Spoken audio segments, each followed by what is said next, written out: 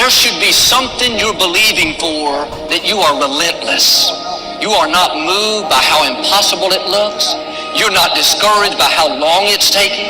You don't give up because people told you no.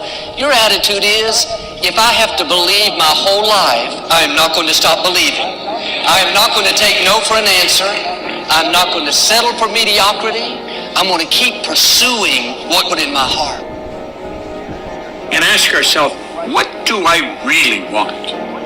What do I really want? And write it down. Writing causes thinking. Thinking creates an image. And you get these images going, you're building a vision in your mind. It's the visionaries that changed the world. Think of that.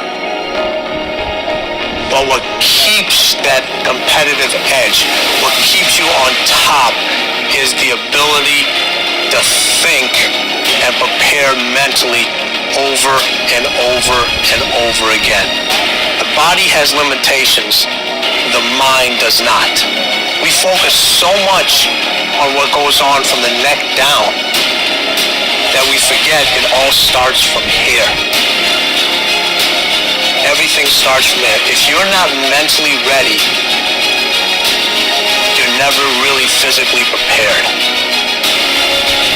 And that's where the preparation starts. What would your life be like as you look toward the future if you decided, I'm not going to allow my fears to stop me? And I'm saying to you, whatever you got to do it, because if you don't, life is going to whoop you until you surrender.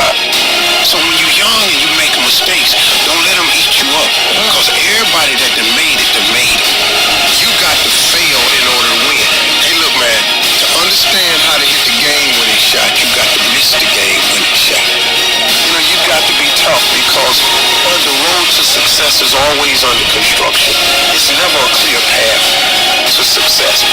The people who become successful are the people who have a relentless attitude. And you just got to hang in there through the bad breaks, because the bad breaks is coming, but they usually come right before the big break is about to happen.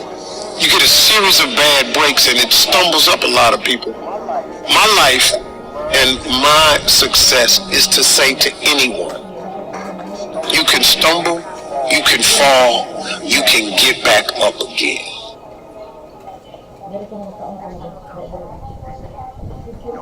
No matter what you face, no matter how bad it is going to be, when there is a challenge,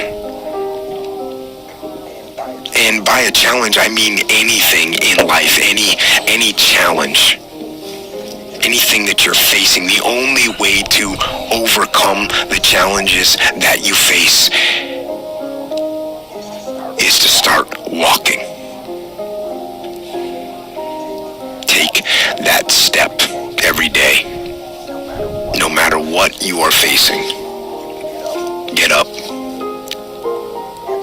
and start walking. I have the ability to see the end before the beginning even begins. And what that means is I know that to get to the very end, I can see it right now. So before I went to Buds, and I was losing all the weight, I saw myself walking across the stage at 191 pounds. That's what I had to get to get into the door.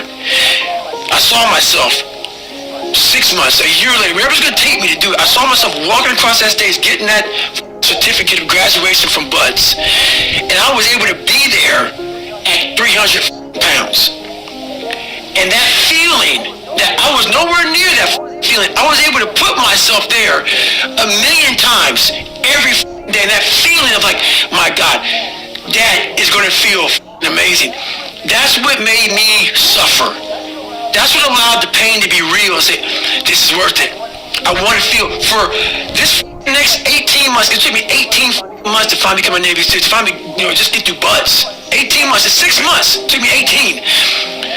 That's what woke me up every morning, was I'm going to put myself through this much pain and suffering for a few seconds. That's all it is. A few seconds of joy. It's so worth it, man. That's what people don't get. So I'm able to put myself at the finish line, even though I have no finish line, but at the finish line of an event before I even start the and say, how are you going to feel at the end of this? Visualizing this is my biggest tool of life. That's why I've been able to put myself in cold water, put myself in a 100-mile race millions of times before I've done it. And I'm able to go through the race and see how I'm going to feel at mile 50. Almost to the exact feeling. Right, so when it comes up, it's no surprise. It's no surprise. I've already done this a million times. I recommended the last time I was here, The Little Poor Richest Man of Babylon, and I said, I've lectured now to over 3 million people. Guess how many have actually gone and got this little book? Answer, very few. My best guess is 10%. Such an easy thing to do. This little book, number one, is easy to find. Number two, it's easy to buy. The most you can pay for it, $6, $7, $8. You can borrow that from your kids. But if it's easy to find and easy to buy, and if it's easy to read, why wouldn't everybody go get it? We don't know. I don't know. Nobody knows. Here's how profound it is. Some do and some don't. Now here's the numbers. About 10% do. We don't know the mystery of that. And I'm telling you, 10 years from now, those numbers will still be the same. The numbers don't change. Only the faces change. I used to belong to the 90%. Who couldn't be bothered even if it was easy. How many people have a library card? Answer, 3%. 97% couldn't be bothered. Guy specializes in happy hour, but he doesn't have a card.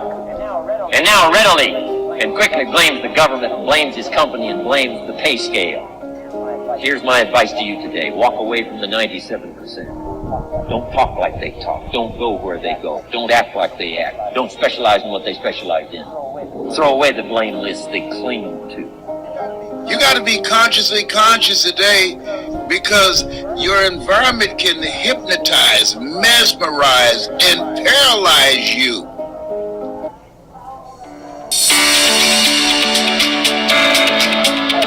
Hi, Coach Anthony here from Learn to Trade Philippines. Look, I just want to share the blessings that we've been getting on a yearly basis. The other thing is take full responsibility for your life. Oscar Wilde once said, responsibility is what we expect from somebody else. This is very true. Most people dread accepting responsibility. That's just a fact of life, and we can see it in operation every day. We can see ourselves getting hot under the collar when the dentist keeps us waiting, and we're sitting there reading old magazines when our appointment was 30 minutes ago. And we don't stop to think that we forgot to mail in this month's mortgage payment. We can see ourselves growing angrier and angrier because a business contact is supposed to call at noon, and here it is almost 2 o'clock, and the phone still refuses to ring. But we don't stop to think about the calls we ourselves have forgotten to return while we've been so busy fuming. We can see ourselves writing an angry letter to the airline because a flight was delayed, but we don't write an angry letter to ourselves when we're late for something, even though that might not be a bad idea at all. Yes, we can see avoidance of responsibility all the time in both our personal and professional lives. And here's something else we can see just as often. We can see that most people aren't as successful as they wish they were. Do you see there's a connection between these two very common phenomena? I certainly do, and by the end of this session, I hope you'll agree with me. I hope you'll understand that it's in your best interests to take responsibility for everything you do. But that's only the beginning. I'm also going to suggest that many times it's even best to accept responsibility for the mistakes of others, especially when you're in a managerial or leadership role. I can hear you saying, what? Accept responsibility for someone else's mess-ups? Why would I want to do something like that? Well, that's a fair enough question, and over the next few minutes, I'll try to answer it. One of my weak points in my personal life is I don't like technical stuff.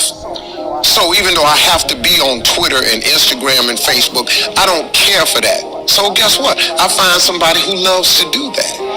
You know, I find somebody who has a strength where I have a weakness, and I partner with them.